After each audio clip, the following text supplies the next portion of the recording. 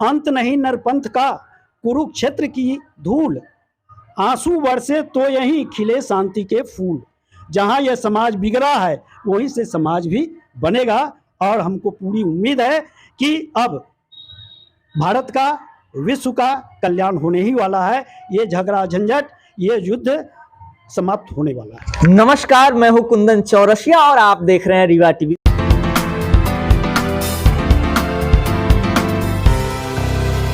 स्वागत है आप सभी का आज हमारे इस खास वीडियो में, क्योंकि आज इस वीडियो को खास बनाने के लिए हमारे साथ जुड़ चुके हैं काफी खास व्यक्ति, हम सभी के गुरुजन डॉक्टर दुखित सिंह, जो कि कई एक सरकारी और मेडल और अनेकों प्रकार के सम्मान से सम्मानित है और बहुत ही अच्छा साहित्यकार भी हैं। आइए पहले इनका परिचय हम इन्हीं से जानते हैं, बाकी बात इस वीडियो में। और खास चीज जो होने वाली है, आज हम प्रकाश डालेंगे गणतंत्र आखिर क्या है, क्योंकि आप लोग के मन में अक्सर यह सवाल रहता होगा कि गणतंत्रता दिवस तो सभी मनाते हैं, लेकिन गणतंत्रता आखिर है क्या, आखिर गणतंत्र में क्या है। ऐसे साधारण भाषा में कुछ तो झलकता भी है, लेकिन उसको और गहरी रूप से हम आज निचोड़ने का प्रयास करेंगे। स्वागत है आपका हमारे इस चैनल पे। पहले आप चाहेंगे कि परिचय वगैरह दीजिए, लोगों का संबोधन कीजिए। आज इस मौके पर 74वें गणतंत्र की पूर्व संध्या पर इंटरव्यू देते हुए हमें अपार हर्ष हो रहा है और गर्व का भी अनुभव होता है कि पहली बार किसी ने इस तरह का हमारा इंटरव्यू लेने का प्रयास किया है। इससे पहले रंजीत कुमार दिनकर, जो साहित्यकार भी हैं, चकिया कॉलेज के प्रोफेसर हैं, उन्होंने हमारा इंटरव्यू किया था, जो वैशाली वैभव हमारी पत्रिका थी, स्कूल पत्रिका, उसमें छपा था। लेकिन ये दूसरा मौका है जब हम इंटरव्यू देने जा रहे हैं, और ख़ास मौका यह है कि 74वें गणतंत्र दिवस की पूर्व संध्या पर और 75 वर्षों के आज़ादी की संध्या पर भी हमको ये मौका मिला है। इसलिए हम अपने को सौभाग्यशाली मानते हैं।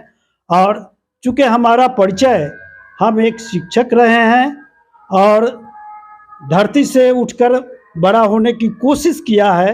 बड़ा तो आदमी नहीं हो पाता है, लेकिन अब तक हमको 31 पुरस्कार मिल चुके हैं, जो राष्ट्रीय से लेकर अंतर्राष्ट्रीय, और ख़ास के 2 पुरस्कार तो हमारे जीवन में बहुत मायने रखता है। वह है राज्य स्तरीय शिक्षक पुरस्कार, विशिष्ट शिक्षा के क्षेत्र में योगदान के लिए हमारा वह पुरस्कार जो हम 2007 में मिला था, और दूसरा पुरस्कार 2008 का जो 2009 में मिला, वह राष्ट्रपति पुरस्कार है। वह भी शिक्षा के क्षेत्र में विशिष्ट योगदान के लिए हमें मिला और हम उससे गौरवान्वित हैं।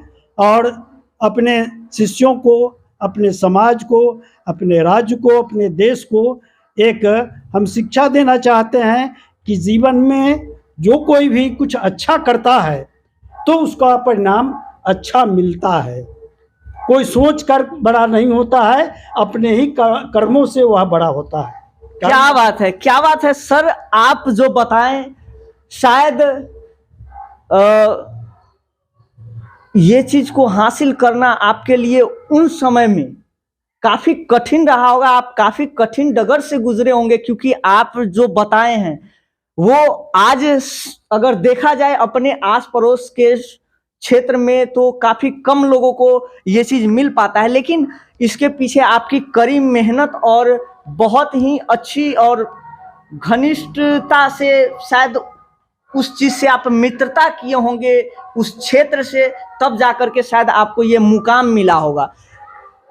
इसके लिए मैं चाहूंगा आप सभी दर्शकों से कि एक बार सर का जरूर धन्यवाद करें कि आज ये उस क्षेत्र तक पहुंचे हैं। सिर्फ यह ही नहीं, इन्होंने कईयों को उस लायक भी बनाया है जो आज गगनचुम्बी बना हुआ है। क्या सर सही बोला ना मैं? नहीं, बहुत सही बोल रहे हैं। गंगा प्रसाद, जो आज भारत सरकार के मंत्रालय में डायरेक्टर के पद पर कार्यरत हैं और कई विभागों के वो डायरेक्टर रह चुके हैं, बिहार सरकार में भी आ चुके हैं।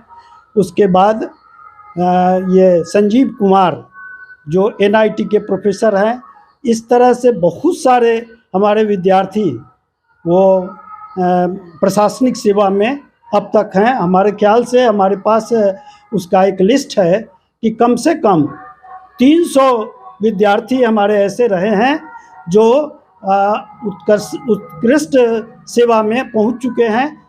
डॉक्टर हैं, इंजीनियर हैं और विभिन्न सेवाओं में जुड़े हुए हैं। उनका एक लिस्ट हमारे पास है और चूँकि उन लोगों की उपलब्धि को देखकर हमारा गौरव और बढ़ जाता है। क्या बात है सर। आपको भी जान करके ये सब काफी हैरानी होगा कि आखिर ये चेहरा अब तक कहाँ था। चलिए अब हम आपको लिए चलते हैं, सर का परिचय तो आप जान लिए, अब हम लिए चलते हैं आपको। हमारे साथ एक और हैं, सर का चहेता मिस्टर गुलशन कुमार, और सर का परछाई है वो लड़का, और इनसे भी आज कुछ सवाल किया जाएगा और हम सीधे चलते हैं, हम जिस मुद्दा पे बात करने वाले हैं उस मुद्दा पे। सर फिर थोड़ा सा मैं नज़दीक होना चाहूँगा आपके, और आज के समय में लोगों को जिस चीज़ की जानकारी तो है ऊपर से सभी जानते हैं, लेकिन उसके तह तक शायद ही कोई जाने का कोशिश किया है।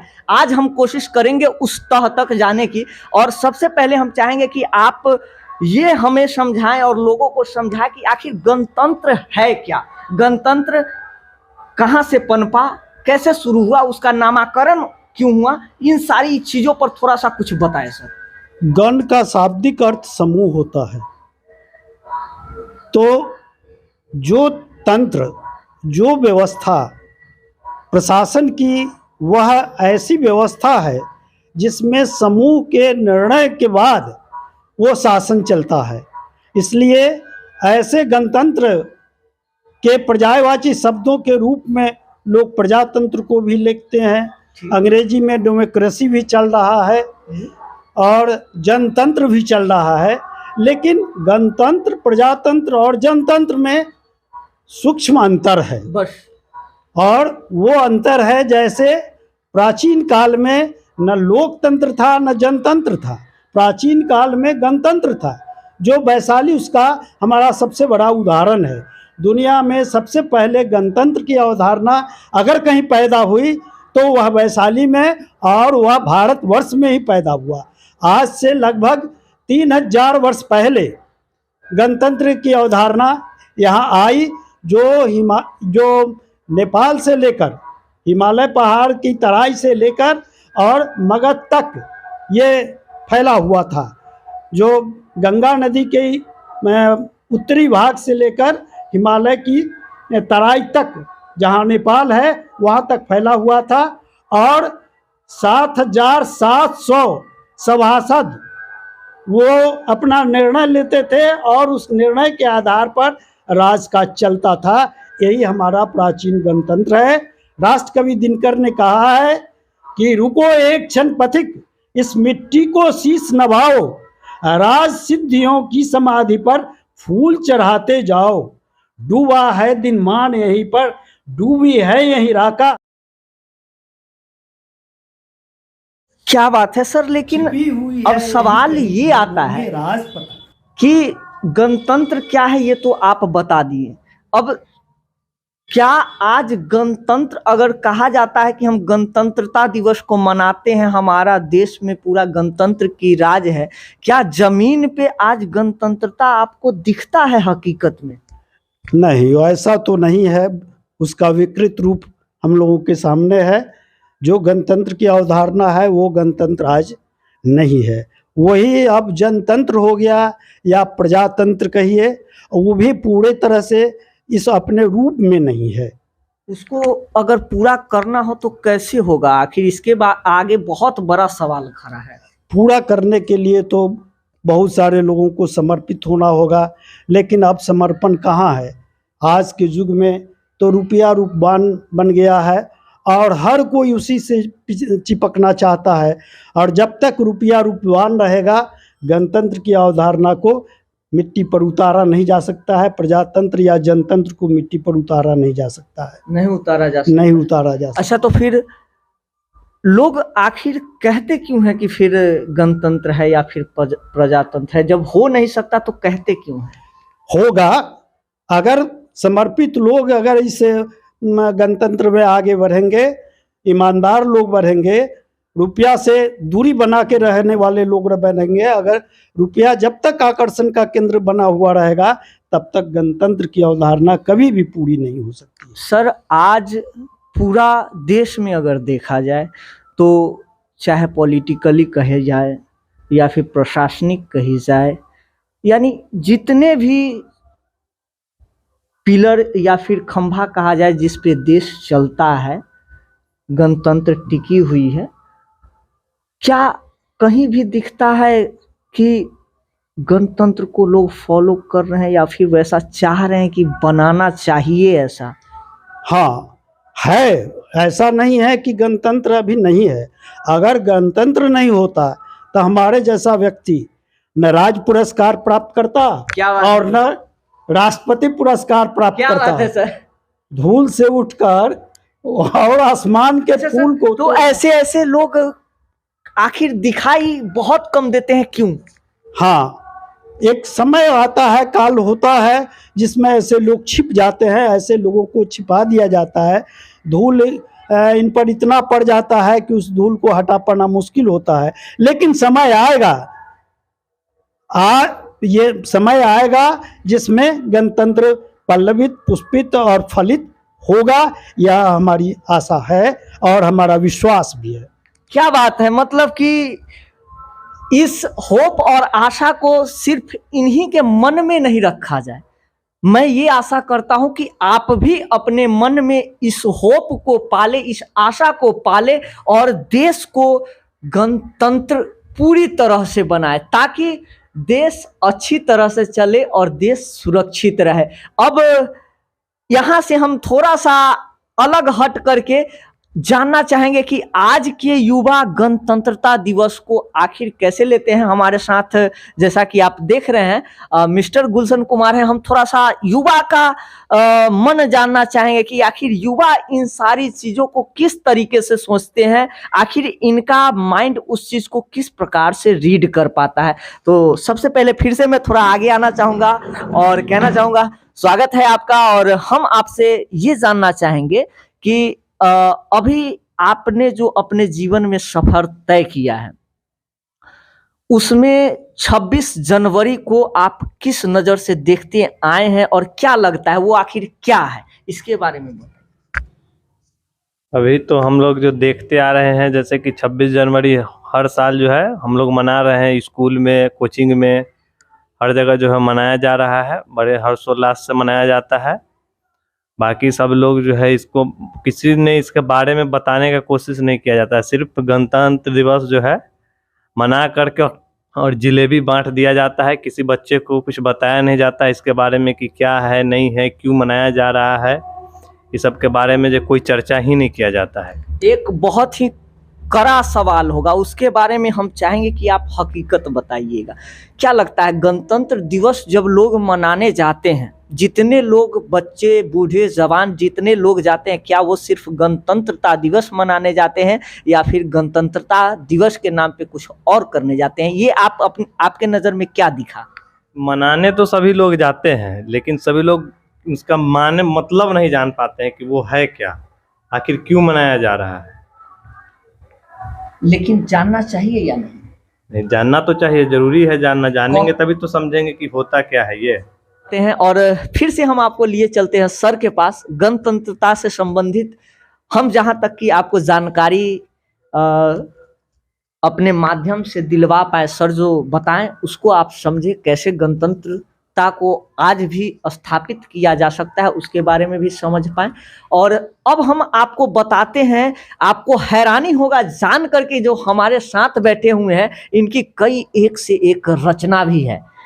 हम जानना चाहेंगे, थोड़ा सा सर ही बताएंगे कि इनकी क्या क्या रचनाएं हैं और इनकी सबसे खूबसूरत रचनाएं क्या है। सर बताइएगा थोड़ा सा आप।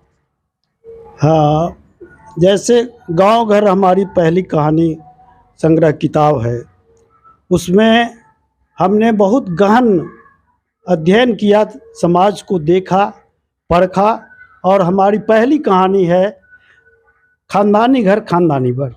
उसमें क्या लोगों को समझाना चाहते हैं आप? मैं ये अब तक अनुभव किया है कि दहेज प्रथा सारी बुराइयों की जड़ में है। सारी बुराइयों की जड़। सारी बुराइयों की जड़ में दहेज प्रथा है, और दहेज के कारण ही, दहेज लेने और देने के कारण ही लोग भ्रष्टाचार में लिप्त हो जाते हैं।